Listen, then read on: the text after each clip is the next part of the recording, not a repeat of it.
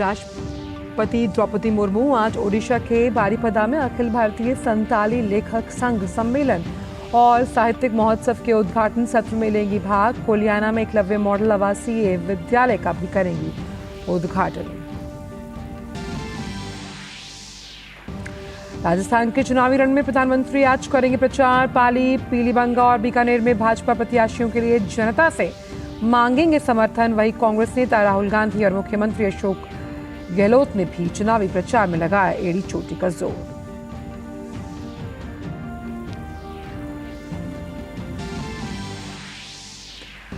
तेलंगाना विधानसभा चुनाव के लिए प्रचार चरम पर। केंद्रीय गृह मंत्री अमित शाह आज राज्य में करेंगे प्रचार। वहीं बीआरएस और कांग्रेस समेत तमाम दलों ने भी झोंकी ताकत।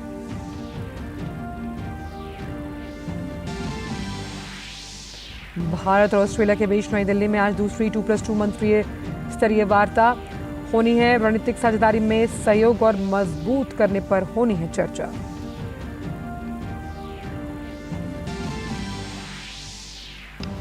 इजरायल ने पेश किया अल शिफा अस्पताल में हमास के जरिए बंधक बनाए गए लोगों के सीसीटीवी फुटेज। वीडियो जारी कर अस्पताल के नीचे एक सुरंग होने का किया दावा।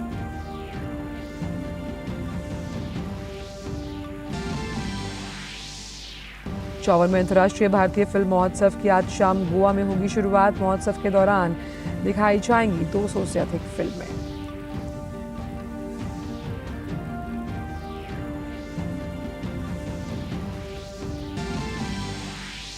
छठ के चौथे और अंतिम दिन आज उगते हुए सूर्य को किया गया नमन।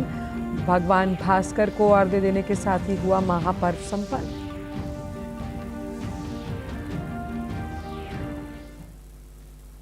नमस्कार, आप देख रहे हैं डीडी न्यूज। मैं हूं आंचल गुलाटी गुम्बर। आइए अब जानते हैं इन सभी खबरों को विस्तार के साथ। राष्ट्रपति द्रौपदी मुर्मू आज से 22 नवंबर तक ओडिशा और आंध्र प्रदेश के दौरे पर रहेंगे।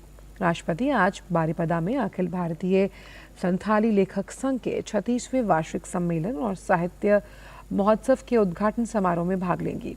राष्ट्रपति आज कोलियाना में एकलव्य आदर्श आवासीय विद्यालय का भी उद्घाटन करेंगी। यात्रा के दूसरे दिन राष्ट्रपति कल 21 नवंबर को पहाड़पुर गांव में कौशल प्रशिक्षण केंद्र का उद्घाटन करेंगी। बाद में वे बादाम पहाड़ रेलवे स्टेशन जाएंगी और 3 नई रेलगाड़ियों को हरी झंडी दिखाएंगी।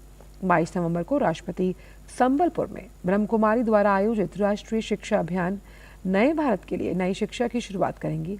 बाद में उसी दिन राष्ट्रपति आंध्र प्रदेश के पुत्तापर्थी जाएंगी और श्री सत्य साई उच्च शिक्षण संस्थान के 42वें दीक्षांत समारोह को संबोधित करेंगी।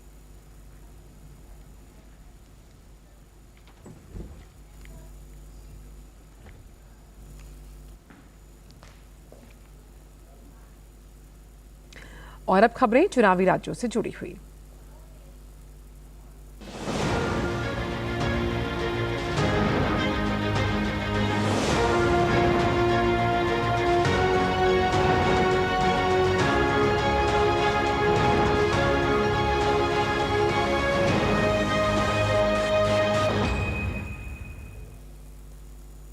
प्रधानमंत्री नरेंद्र मोदी राजस्थान के रण में लगातार पूरी ताकत के साथ प्रचार अभियान में डटे हैं। प्रधानमंत्री आज भी राज्य में प्रचार करेंगे और प्रधानमंत्री की पहली जनसभा पाली के जालन में होगी। इसके बाद वो पीलीबंगा में रैली करेंगे और शाम को बीकानेर में उनका रोड शो भी है। वहीं बीजेपी अध्यक्ष जेपी नड्डा भी आज राजसमंद और उदयपुर में जनसभा को संबोधित करेंगे। राजस्थान विधानसभा चुनाव में मतदाताओं को साधने के लिए जहां बीजेपी के दिग्गज नेताओं के दौरे जारी हैं, वहीं कांग्रेस भी पीछे नहीं है। चुनावी वादों को इस दौर में हर कोई बाजी के साथ जीतना चाहता है। कांग्रेस के राष्ट्रीय अध्यक्ष मल्लिकार्जुन खड़गे आज 2 चुनावी जनसभाएं करेंगे। सबसे पहले अनूपगढ़ में सियासी हुंकार भरेंगे तो दोपहर बाद वे हनुमानगढ़ में मतदाताओं को रिझाने का प्रयास करेंगे। तेलंगाना में विधानसभा चुनाव के लिए प्रचार अभियान चरम पर है। सभी पार्टियों के नेता अपनी जीत पक्की करने के लिए एड़ी चोटी का जोर लगा रहे हैं। आज भी कई नेता चुनावी मैदान में अपना दमखम दिखाते हुए नजर आएंगे। भाजपा नेता अमित शाह आज तेलंगाना में कई चुनावी सभाएं करेंगे। अमित शाह सबसे पहले जनगांव विधानसभा क्षेत्र में मतदाताओं को लुभाने का प्रयास करेंगे। उसके बाद कोरातला सीट पर भाजपा के हक में वोट मांगेंगे। शाम को अमित शाह उप्पल विधानसभा क्षेत्र में एक भव्य रोड शो करने वाले हैं। और तेलंगाना की बात करें तो वहां पर भी दूसरी पार्टियां पूरी ताकत के साथ चुनावी प्रचार में जुटी हैं। बीआरएस और कांग्रेस समेत तमाम राजनीतिक दलों के नेता मतदाताओं को लुभाने का प्रयास कर रहे हैं पूरी ताकत के साथ।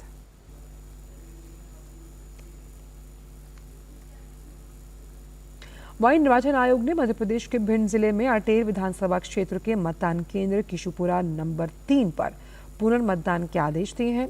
पुनर्मतदान 21 नवंबर को सुबह 7 बजे से लेकर शाम 6 बजे तक होगा। इसके लिए मतदान अधिकारी आवश्यक सामग्री के साथ आज रवाना होंगे। पुनर्मतदान में मतदाताओं के बाएं हाथ की मध्यमा उंगली में स्याही लगाई जाएगी।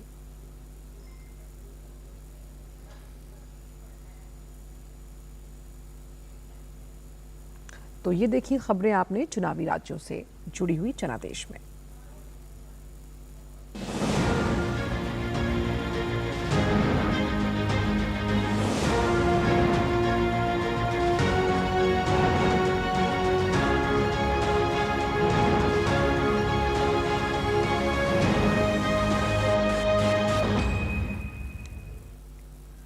और अब बात करते हैं राष्ट्रीय राजधानी दिल्ली की, जहां गंभीर वायु प्रदूषण के बीच आज स्कूल फिर से खुल गए।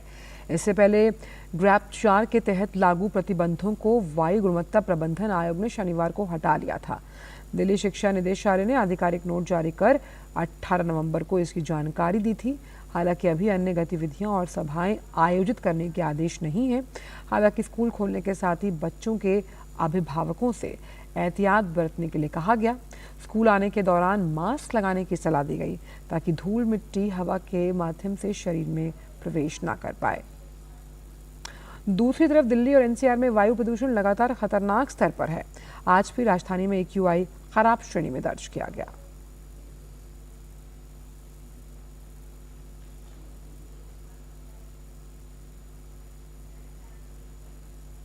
भारत और ऑस्ट्रेलिया के बीच आज नई दिल्ली में दूसरी 2+2 रक्षा और विदेश मंत्री स्तरीय वार्ता होनी है।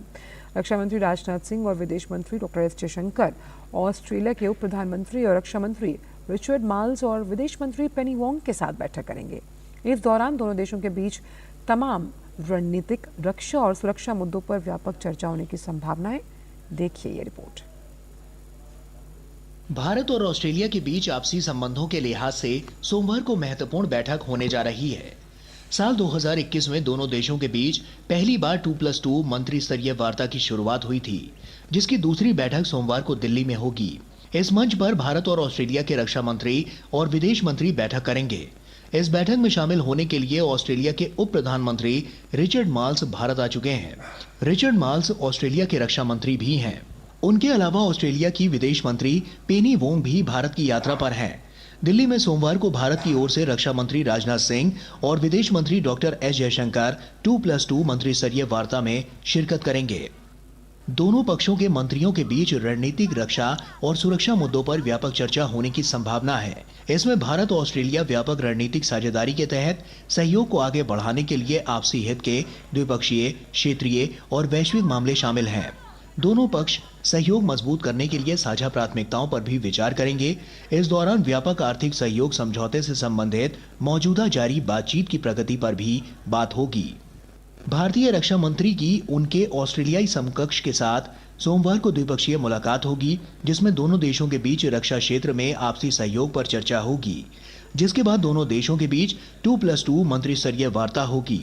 भारत ऑस्ट्रेलिया संबंधों में हाल के वर्षों में महत्वपूर्ण बदलाव आए हैं। ऑस्ट्रेलिया और भारत ने वर्ष 2020 में द्विपक्षीय संबंधों को रणनीतिक साझेदारी से व्यापक रणनीतिक साझेदारी में बदलने का निर्णय लिया था, जिसके बाद आपसी संबंधों में एक नई गति देखने को मिल रही है। प्रधानमंत्री नरेंद्र मोदी ने इसी साल ऑस्ट्रेलिया का दौरा किया था, तो ऑस्ट्रेलिया के प्रधानमंत्री एंथनी अल्बनीज ने भी भारत की यात्रा इसी साल की थी। भारत ऑस्ट्रेलिया का छठा सबसे बड़ा व्यापारिक भागीदार है। भारत और ऑस्ट्रेलिया के बीच द्विपक्षीय व्यापार 2021 में 22 अरब अमेरिकी डॉलर था, जो 41% बढ़कर पिछले साल 31 अरब अमेरिकी डॉलर से अधिक हो गया। ऑस्ट्रेलिया को भारत का कुल निर्यात 2021 में 6 अरब 30 करोड़ अमेरिकी डॉलर से 38% बढ़कर 8 अरब 70 करोड़ अमेरिकी डॉलर हो गया। भारत और ऑस्ट्रेलिया क्वाड जैसे मंच पर भी सदस्य के रूप में जुड़े हुए हैं, जो मुक्त, खुले और समावेशी इंडो पैसिफिक के लिए मिलकर काम कर रहे हैं। भारत का कुछ चुनिंदा देशों के साथ ही 2+2 मंत्रिस्तरीय वार्ता का मंच काम करता है, जिनमें से एक ऑस्ट्रेलिया है। सोमवार को होने वाली इस वार्ता से दोनों देशों के सहयोग को आगे बढ़ाने में गति देने में मदद मिलेगी। Bureau report, DD news. और फिलहाल खबरों में वक्त एक छोटे से ब्रेक का है। साल, बरस और सदी नहीं, एक युग गुजर जाएगा। उम्र न पूछो वंडर की, जब फर्क नजर आएगा। वंडर सीमेंट, फर्क नजर आएगा। ब्रेक के बाद सभी का स्वागत। रुक करते हैं कुछ अन्य खबरों का। सरकार ने उत्तराखंड में उत्तरकाशी जिले के सिलक्यारा सुरंग में फंसे 41 मजदूरों को सुरक्षित बाहर निकालने के लिए 5 विकल्प की योजना की घोषणा की। सरकार ने विभिन्न 5 एजेंसियों से इन विकल्पों पर कार्रवाई करने के लिए कहा। ओएनजीसी, सतलुज जल विद्युत निगम, रेल विकास निगम लिमिटेड, राष्ट्रीय राजमार्ग और अवसंरचना विकास निगम लिमिटेड और टेहरी जल विद्युत विकास निगम लिमिटेड को विभिन्न जिम्मेदारियां दी गई हैं। सुरंग में फंसे मजदूरों के मनोबल को बढ़ाए रखने के लिए लगातार सरकार उनके संपर्क में है और हर संभव प्रयास कर रही है। मजदूरों को 4 इंच कंप्रेसर के जरिए खाद्य सामग्री दी जा रही है। वे अभी सुरक्षित हैं और NHIDCL सुरक्षा प्रबंध का कार्य करने के बाद सिलक्यारा के छोर से खुदाई जारी रखेगा। पाइपलाइन लगाने का काम आज से फिर शुरू हो जाएगा। THDC बारकोट छोर से सूक्ष्म सुरंग बनाने का काम करेगा। SJVNL फंसे हुए मजदूरों को बचाने के लिए उद्धर्व खुदाई करेगा और इसके लिए रेल के माध्यम से गुजरात और ओडिशा से उपकरण मंगवाए गए हैं। वहीं ONGC ने भी बारकोट छोर से उद्धर्व खुदाई की शुरुआती काम को भी अंजाम दिया है। वहीं प्रधानमंत्री नरेंद्र मोदी ने उत्तराखंड के मुख्यमंत्री पुष्कर सिंह धामी से फोन पर बात कर सिलक्यारा सुरंग में फंसे श्रमिकों के लिए चल रहे राहत और बचाव कार्यों की जानकारी ली। उत्तराखंड के मुख्यमंत्री कार्यालय की ओर से ये जानकारी उपलब्ध करवाई गई है। बताया गया कि प्रधानमंत्री ने कहा है कि केंद्र सरकार की ओर से जरूरी बचाव उपकरण और संसाधन उपलब्ध करवाए जा रहे हैं। केंद्र और राज्य एजेंसियों के आपसी समन्वय से मजदूरों को सुरक्षित बाहर निकाला जाएगा। फंसे हुए श्रमिकों का मनोबल बनाए रखने की जरूरत है। प्रधानमंत्री अब तक 3 बार मुख्यमंत्री से स्थिति की जानकारी ले चुके हैं। पीएमओ की टीम भी मौके का निरीक्षण कर चुकी है और लगातार स्थिति पर नजर बनाए हुए है। 54वां अंतर्राष्ट्रीय भारतीय फिल्म महोत्सव जो है वो आज से गोवा में शुरू होना है।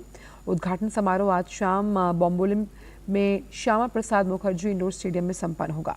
इस वर्ष के महोत्सव में ब्रिटिश फिल्म कैचिंग ईस्ट पहली और अमेरिका की फेदरवेट अंतिम फिल्म है। देखिए ये विशेष रिपोर्ट। भारतीय अंतर्राष्ट्रीय फिल्म महोत्सव, जिसका इंतजार पूरे साल सिने प्रेमी करते हैं, इसका 54वां अंक और भी भव्य होने जा रहा है। गोवा में 20 से 28 नवंबर तक लगेगा दुनिया के सबसे प्रतिष्ठित सितारों का मेला। विश्व के सबसे प्रतिष्ठित फिल्मोत्सव में शुमार भारत का अंतर्राष्ट्रीय फिल्म महोत्सव इफ्फी के लिए मंच सज चुका है। 20 नवंबर से होगा इफ्फी के 54वें संस्करण का आगाज और इस बार पिछले साल की तुलना में 3 गुना अधिक अंतर्राष्ट्रीय प्रस्तुतियां हिस्सा लेने पहुंची इफ्फी में। अंतर्राष्ट्रीय खंड के लिए भारी उत्साह देखा गया। भावी रचनात्मक प्रतिभाओं के लिए 600 प्रविष्टियां प्राप्त हुई। अंतर्राष्ट्रीय खंड में इस बार 198 फिल्में दिखाई जाएंगी, जिनमें 13 का विश्व प्रीमियर भी शामिल है।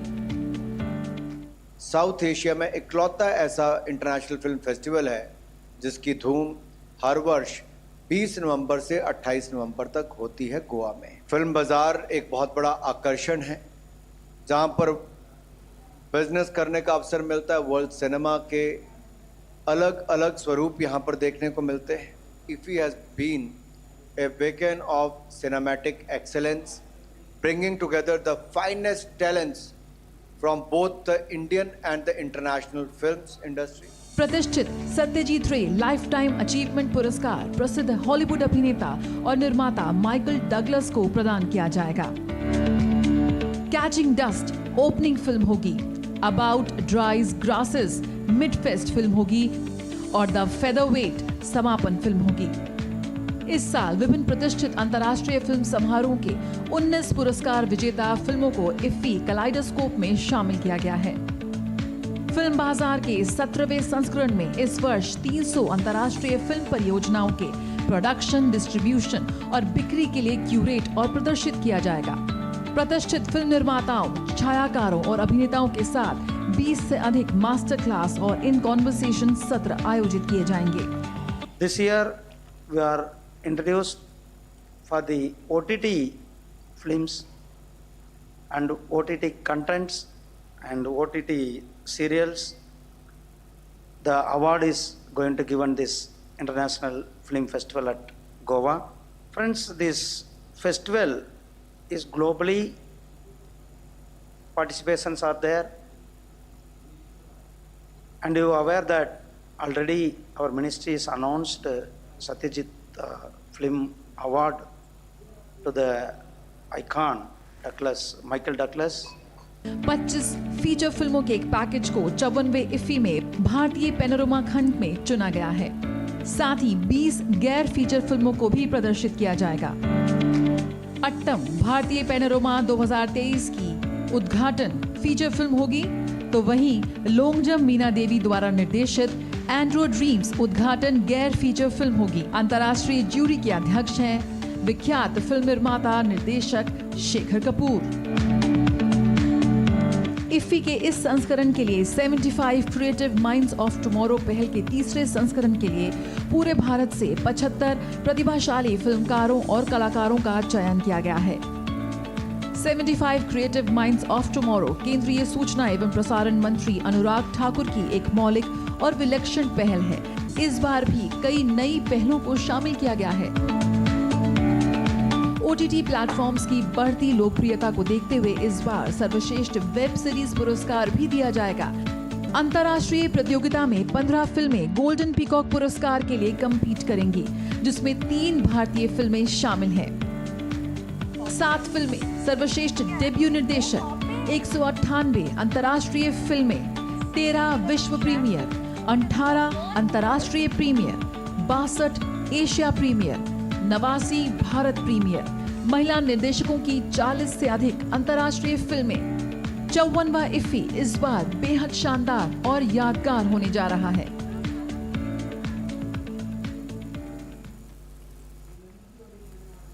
और अब बात लोक आस्था के महापर्व छठ की, जिसका आज चौथे दिन उगते हुए सूर्य देवता को अर्घ्य देने के साथ ही समापन हो गया। चौथा दिन यानी सप्तमी तिथि छठ महापर्व का अंतिम दिन होता है। इस दिन सुबह उगते सूर्य को अर्घ्य दिया जाता है। आज तड़के व्रती महिलाओं ने उगते हुए सूर्य देव को अर्घ्य देने के बाद छठी मैया की विधि पूर्वक पूजा अर्चना की और इसके बाद व्रत का पारण। ये व्रत करीब 36 घंटे का है और ये पर्व बिहार, उत्तर प्रदेश, झारखंड समेत देश भर में बड़ी धूमधाम में उत्साह के साथ मनाया गया। ये व्रत छठी मैया और सूर्य भगवान को समर्पित है।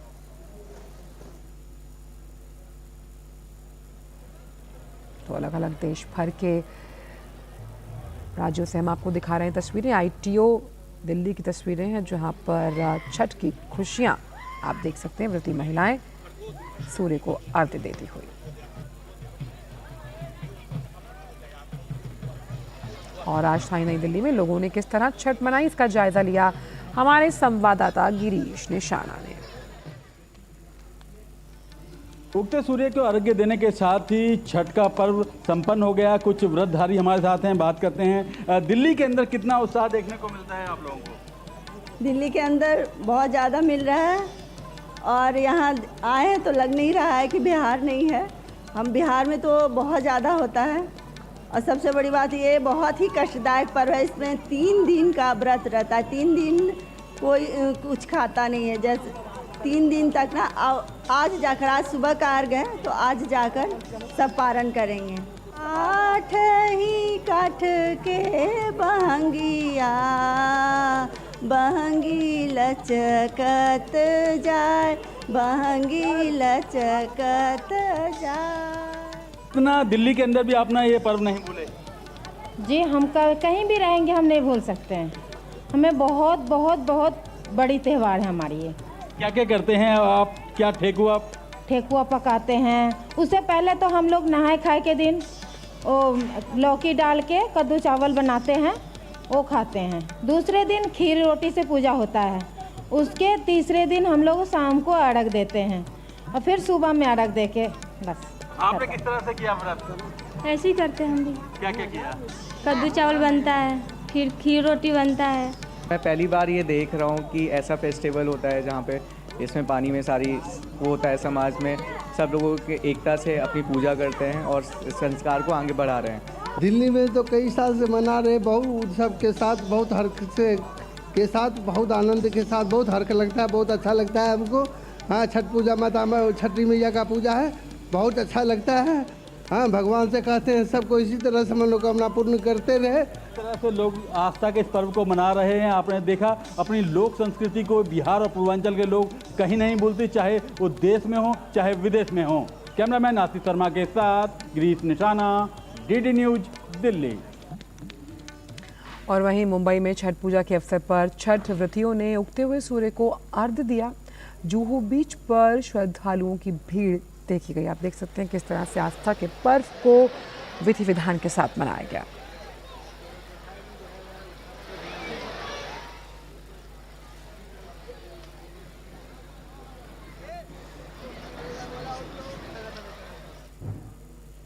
बात हरिद्वार की करें तो वहां पर भी छठ पूजा के अवसर पर श्रद्धालुओं ने उगते हुए सूर्य को अर्घ्य दिया और पूरे विधि विधान के साथ इस व्रत का समापन किया।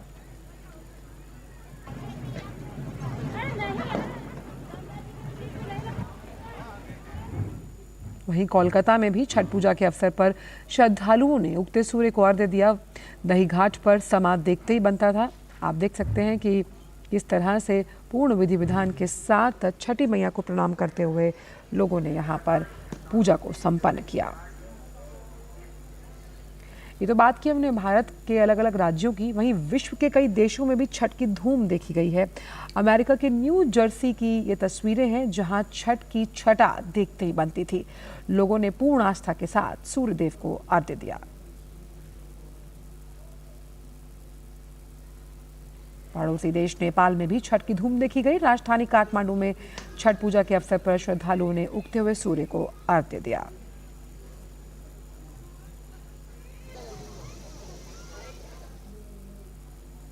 फिलहाल वक्त एक छोटे से ब्रेक का है। आप देखते रहिए डीडी न्यूज। अब क्या देख रहे हो पापा? तुम कहते हो ना कि स्टॉक मार्केट में बहुत सोच समझ कर इन्वेस्ट करना चाहिए। बस थोड़ा सा ज्ञान ले रहा हूँ। किससे? हर एक स्टॉक्स एक्सपर्ट है, मस्त एजुकेशनल वीडियोस बनाता है और अच्छी इन्वेस्टमेंट की टिप्स भी देता है। पापा इन वीडियोस पे ना जाएं, अपना रिसर्च खुद करें या सेबी रजिस्टर्ड इन्वेस्टमेंट एडवाइजर से संपर्क करें। एजुकेशन के नाम पर कुछ इन्फ्लुएंसर्स अक्सर इन्वेस्टर को मिसगाइड करते हैं, नुकसान आपका होगा। सोच कर समझ कर इन्वेस्ट कर। साल बरस और सदी नहीं, एक युग गुजर जाएगा। उम्र न पूछो वंडर की, जब फर्क नजर आएगा। वंडर सीमेंट, फर्क नजर आएगा। ब्रेक के बाद सभी का स्वागत और अब रुक करते हैं उस खबर का जो कि आपके स्वास्थ्य से जुड़ी है। स्ट्रोक एक ऐसी गंभीर अवस्था है, सर्दियों के मौसम में स्ट्रोक का खतरा ज्यादा होता है। स्ट्रोक की जल्द पहचान और तुरंत उपचार जरूरी है। बचाव के लिए क्या सावधानियां रखनी चाहिए, जानते हैं इस रिपोर्ट के जरिए।